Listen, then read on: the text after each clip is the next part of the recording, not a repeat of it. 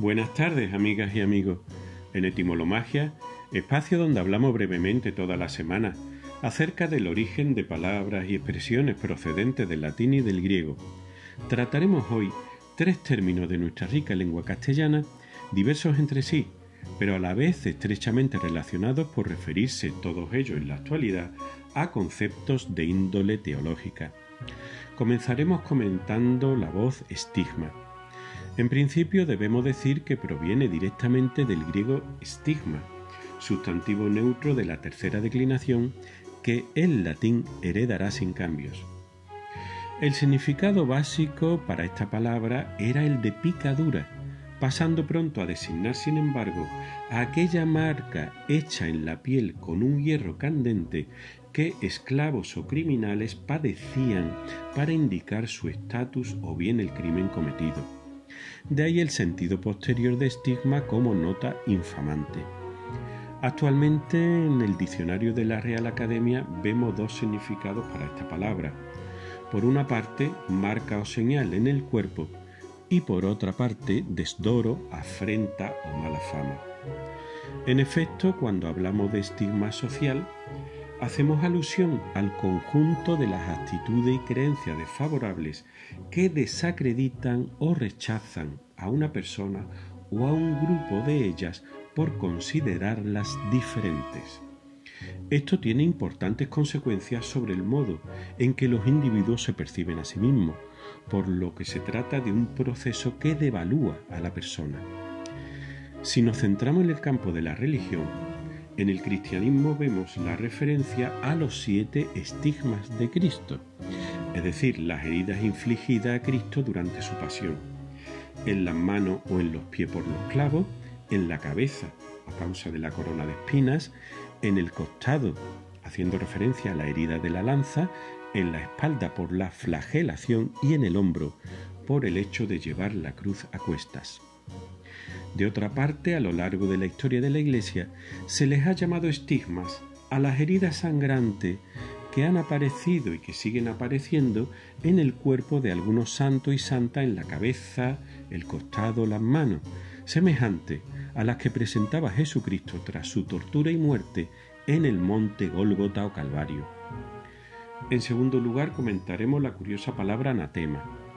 Aunque el término se ha usado en ambos géneros, hoy es mayoritario y preferible el masculino. Atestiguada ya la palabra en el latín tardío, anásema, provendría del griego anácema, que hacía referencia a una ofrenda votiva, a un objeto maldito o a una maldición. Analizando sus componentes léxicos, diremos que está formado el término por el prefijo aná, con el significado de sobre pero también contra, y por el sustantivo thema, asunto o tema expuesto, y que derivaría a su vez del verbo tícemi, con el significado de poner, colocar o establecer. O sea, literalmente la palabra anatema significaría aquello que está contra lo establecido. Para la palabra encontramos actualmente en el diccionario los significados también de excomunión, reprobación o condena y maldición o imprecación. O sea, ante todo anatema sería un sinónimo de excomunión, si bien promulgada con especial solemnidad e imprecaciones.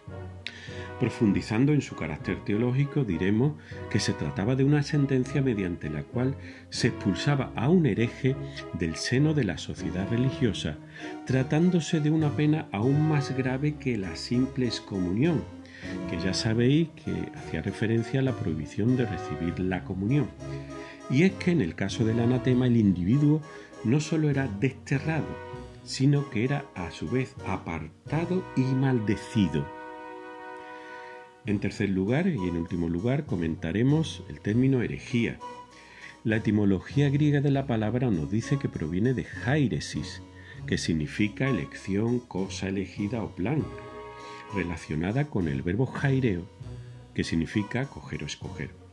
Sin embargo, llegó también a significar partido o escuela elegida, concretamente la preferencia como forma de vida de una doctrina, escuela u obediencia filosófica.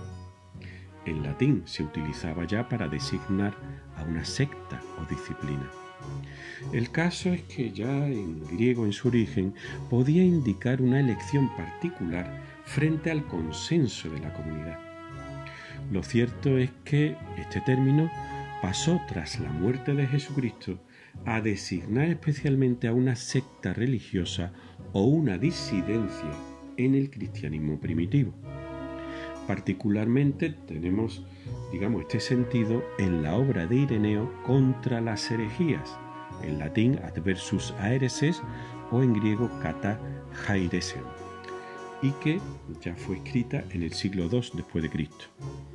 En cuanto al diccionario de la Real Academia, encontramos actualmente dos sentidos para esta palabra.